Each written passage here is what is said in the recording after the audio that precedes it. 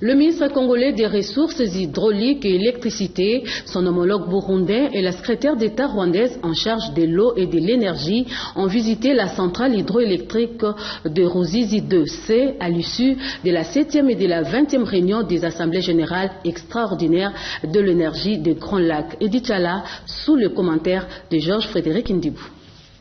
Après les réunions des assemblées générales de l'EGEL et de la Sinelac, le ministre congolais des Ressources hydrauliques et électricité, Bruno Kapondi Kalala, en compagnie de son homologue du Burundi et de la secrétaire d'État rwandaise en charge de l'énergie, se sont rendus au site de gestion et d'exploitation de la centrale hydroélectrique de Ruzizi 2 et au poste de dispersion de Mururu 2. Sur place, le chef technique de la centrale a exprimé des doléances relatives à la vétusté de l'outil d'exploitation et des habitations qui longent la Ruzizi et créent des éboulements à la base de l'ensablement du bassin de retenue. Très attentifs, les deux ministres et la secrétaire d'État du Rwanda ont convenu des mesures urgentes à prendre. Il va falloir d'abord arrêter ces cultures au niveau des bassins de retenue et ensuite trouver des solutions pour curer le lac de retenue. Bon, ça c'est un problème qui est connu. Une machine a été presque neuve, mais il faut continuer l'entretien. Et les deux autres machines, il faut réhabiliter. Et je pense que nous avons pris, dans le cadre de l'Assemblée générale de Sinelac, la décision de démarrer la réhabilitation de cette centrale sur fonds propres. Comme souligné dans le sommaire, l'élection partielle du vice-gouverneur du Sud Kivu aura bel et bien lieu le 14 mai prochain. Ainsi, on a décidé l'Assemblée plénière de la Commission électorale nationale indépendante. La lecture de cette décision avec Jean-Pierre Kalamba, rapporteur. On l'écoute. L'Assemblée plénière, considérant la lettre du 25 septembre 2012 par laquelle le ministre de l'Intérieur, Sécurité, Décentralisation et Affaires coutumières a annoncé à la Commission électorale nationale indépendante l'entrée au gouvernement du vice-gouverneur de la province du Sud Kivu, M. Jean-Claude Kibala, et lui demandait d'organiser un nouveau scrutin en vue de remplacer l'ancien vice-gouverneur, vu la nécessité et l'urgence. Après débat et délibération, décide, article 1er, la levée de la mesure de suspension du processus de l'élection partielle du vice-gouverneur du Sud Kivu. L'organisation du scrutin de l'élection partielle du vice-gouverneur du Sud Kivu conformément au calendrier en annexe. Du 4 avril 2014 au 6 avril de la même année, reprise des dépôts de candidatures auprès du secrétariat exécutif provincial du Sud Kivu. Le 15 avril 2014, publication de la liste des candidatures recevables et non recevables. Le 29 avril, publication de la liste définitive des candidats par la CENI. Du 10 mai au 12, campagne électorale. Le 14 mai 2014, vote du vice-gouverneur du Sud Kivu. Le 14 mai 2014, annonce des résultats provisoires par la CENI. Le 30 mai 2014, publication des résultats définitifs par la Cour d'appel de Bukavu. Femmes congolaises et modernisation des infrastructures routières pour l'émergence de la RDC, ces sujets étaient au cœur de l'atelier de réflexion organisé par le FONER à l'intention des femmes. Janine Kalenga, Jean-René Kabamba. Le quota de 30% reconnu aux femmes de la RDC pour leur représentativité dans les institutions de l'État constitue un engagement irréversible. Voilà pourquoi les femmes du Fonds national d'entretien routier, qui ont déjà embrassé un domaine moins accepté, ont démontré de quoi elles sont capables en organisant au Fleuve Congo Hôtel un atelier de réflexion autour du thème « Femmes congolaises et modernisation des infrastructures routières pour l'émergence de la République démocratique du Congo avec 2 sous-thèmes. D'une part, défis et perspectives de la femme ingénieure et technicienne du secteur routier et d'autre part, place de l'expertise féminine dans les administrations du secteur routier. Les femmes ont certes des capacités de travailler dans n'importe quel domaine de la vie, mais cependant certaines n'ont pas encore pris conscience de cette réalité, ont relevé le ministre des ITPR et sa collègue du genre, de la famille et de l'enfant, complétée par la directrice générale adjointe du FONER lors de leurs interventions. D'où chaque responsable à chaque niveau ou milieu qu'il soit doit exhorter les filles à embrasser ces filières de les cycles d'orientation. Pour couronner le tout, la directrice générale adjointe Selemani Toulia a remis un cadeau à chaque invité de marque, tandis que l'initiatrice du robot roulage a reçu un chèque pour la régulation routière automatique.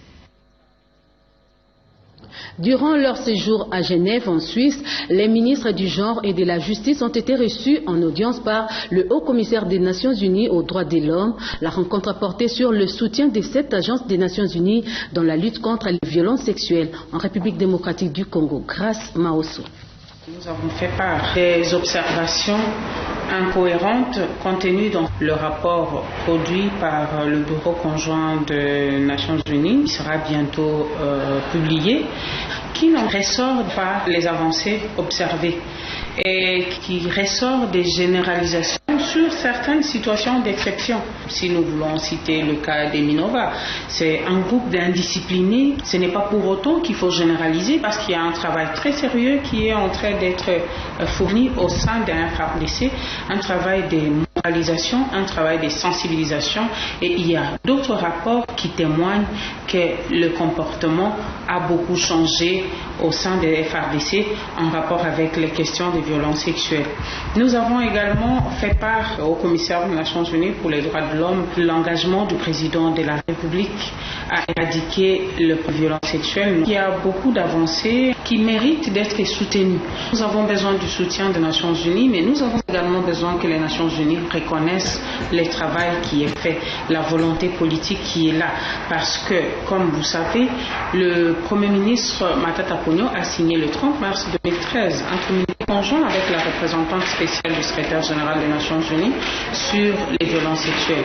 Il y a un plan d'action qui a été élaboré, qui mérite d'être soutenu pour sa mise en œuvre. Le rapporteur adjoint du Sénat, Jean-Pierre Lola Kisanga, salue l'initiative du président de la République d'avoir songé à construire l'hôpital du cinquantenaire qu'il a visité avec admiration. Bertin Koufo. L'hôpital du cinquantenaire est parmi les œuvres qui concrétisent la révolution de la modernité. Au lendemain de son inauguration, ce bijou reçoit beaucoup de visites. Ce mercredi, c'était le tour du rapporteur adjoint du Sénat, Jean-Pierre Lola Kisanga. Le sénateur Lola s'est fait accompagner d'une cinquantaine d'étudiants en médecine de l'université des Ouélé. Ces derniers sont pris en charge par la fondation Dr Lola Kisanga, dont le sénateur Lola est fondateur et président du conseil d'administration. Ces étudiants sont en stage à l'hôpital de l'amitié des Chinois en Djili. J'ai voulu les associer à cette visite pour que ces étudiants, futurs médecins, bientôt, puissent découvrir ce cadre, cette infrastructure de santé de niveau tertiaire que la République vient de disposer grâce à l'initiative du chef de l'État. Je me permets de saluer, autant que je l'ai indiqué dans ce livre d'or, le travail immense réalisé par le gouvernement de la République sous l'impulsion du chef de l'État. Je citais son Excellence Joseph Kabila Kabange, qui a bien voulu, ensemble avec son gouvernement, offrir ce cadre merveilleux. Et ces enfants, vous les avez vus, ces futurs jeunes confrères, ont été émerveillés. Et ça me réconforte, puisque pour avoir de médecins, il faut les former, il faut bien les former. Il faut leur donner l'opportunité comme celle-ci, découvrir des cadres où le maximum d'outils du travail leur permettra un jour, pour ceux qui auront la chance de prester, d'avoir un cadre référentiel avec un équipement de pointe avec lequel ils auront à prester, à travailler un jour. Le docteur Moumat a conduit cette visite qui a duré plus d'1 heure. Ouverture hier dans la capitale de l'atelier régional sur la croissance verte en Afrique. Pendant 2 jours, les experts identifieront les activités prioritaires. Robert Ndaye. La Banque mondiale et le partenariat mondial, LETS, organisent depuis ce mardi 1er avril 2014 au Grand Hôtel Kinshasa 2 ateliers sur la croissance verte et sur les stratégies de développement à faible émission des gaz à effet de serre, sous le haut patronage du gouvernement congolais. Ces ateliers réunissent des décideurs et experts techniques de haut niveau nationaux, régionaux et internationaux, ainsi que les représentants d'organisations de la société civile, secteur privé et public, du monde de la recherche et des partenaires au développement. L'objectif de ces ateliers est de discuter sur les liens entre croissance économique et gestion des ressources naturelles. Les experts échangeront également des enseignements et mettront en commun le meilleur pratique sur les stratégies de développement sobre en carbone. Le ministre de l'Environnement, Bavon Samputu Elima, représentant personnel du Premier ministre, a salué la tenue de ces assises en rappelant à l'assistance l'engagement du gouvernement congolais sur la question de la croissance verte. La notion de la croissance verte représente une nouvelle approche de la croissance économique qui place le bien-être humain au centre du développement, tout en garantissant que les actifs naturels continuent de fournir les ressources et les services environnementaux nécessaires au développement durable. En tenant explicitement compte de l'environnement et de la valeur des actifs naturels, la croissance verte étend les définitions traditionnelles de la richesse au bien-être et à la qualité de la croissance et du développement. Les experts régionaux dans le programme de développement à faible émission de gaz à effet de serre identifieront et planifieront les activités prioritaires du partenariat Let's Afrique. Place à la revue de presse en présent. Elle est signée Robert Ndaye. Bonjour Robert. Bonjour Lisette. Nous allons prendre ces titres que nous développerons plus tard dans la journée. Forum des As, je m'excuse, Forum des As revient sur ces titres à lire ce matin.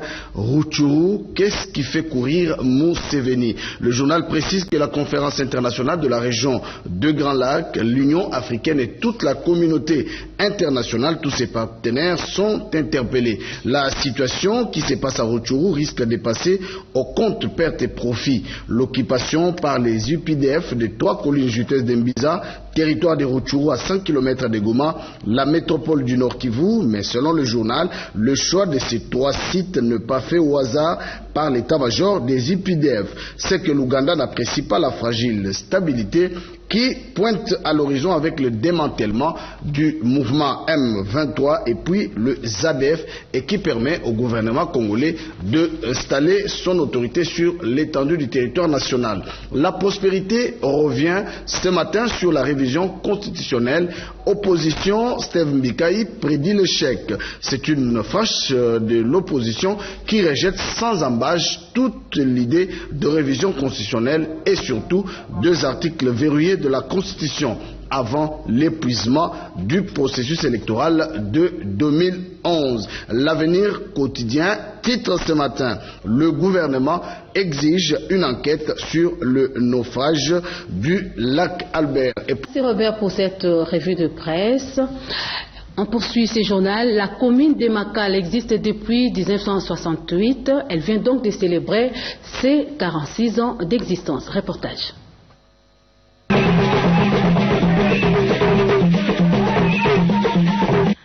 À l'occasion de son 46e anniversaire célébré le dimanche 30 mars dernier, la commune de Makala, à travers son bourgmestre Abdoul Razak, a eu l'honneur d'inviter à l'événement le ministre provincial des Finances, Économie, Commerce et IPMEA, Guy Matondo Kongolo, accompagné de son épouse Lili Kasongo Matondo. Ils ont été témoins de la célébration au nom de la ville de Kinshasa. Pour marquer cet anniversaire, la commune a construit et équipé un bureau de quartier à Mawanga en signe de souvenir.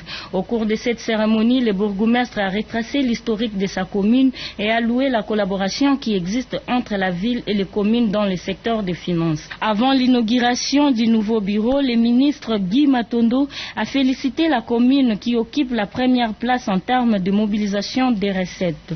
Ensuite, le ministre a été accueilli par l'Association pour le développement de Makala. Ici, il était question de célébrer la clôture du mois de la femme et exposer au ministre les difficultés que connaissent les habitants de cette commune. À la fin de la cérémonie, le ministre Guy Matondo explique le programme du gouvernement provincial pour la commune de Makala.